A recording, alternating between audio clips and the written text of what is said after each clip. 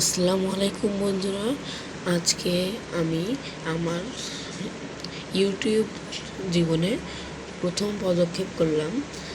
আমার প্রত্যেকটি ভিডিও হবে ফাইটার মাছ সম্পর্কিত। ফাইটার মাছের ব্রিডিং, বাচ্চা কেয়ার এবং কীভাবে সেগুলোকে সুন্দর লাইভ ফুড অথবা লাইভ ফুড ছাড়াই বড় করে তোলা যায় সে সম্পর্কিত কিছু তথ্য আপনারা এখন থেকে পাবেন।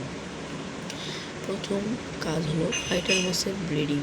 ফাইটার মাছের ব্রিডিং তুলনামূলকভাবে খুবই সহজ একটি বিষয়। এটা হলো মেল ফাইটার ফিশ, ডাম্বুয়ার অথবা এলিফ্যান্টিয়ার, যে যেটাই বলে থাকেন। আর এটি হলো ফিমেল ফাইটার ফিশ। এটি হচ্ছে নর্মাল, ডাম্বুয়ার না। ফাইটার ফিশের ব্রিডিংয়ের ক্ষেত্রে ডাম্বুয়ার ফাইটারের সাথে যে ডাম্বুয়ার ফাইটারই ব্রিডিং করতে হবে, এটা বাধ্যতামূলক নয়। তবে ডাম্বুয়ারের সাথে ডাম্বুয়ার ব্রিডিং করলে 50 থেকে 100% বাচ্চায় ডাম্বুয়ার আসে,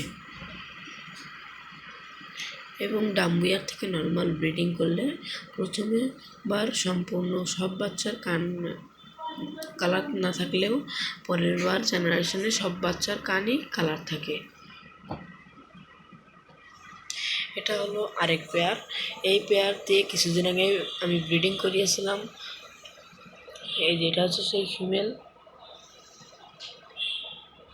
এই কিছু বাচ্চাও আছে এখানে, আপনারা দেখতে পারেন।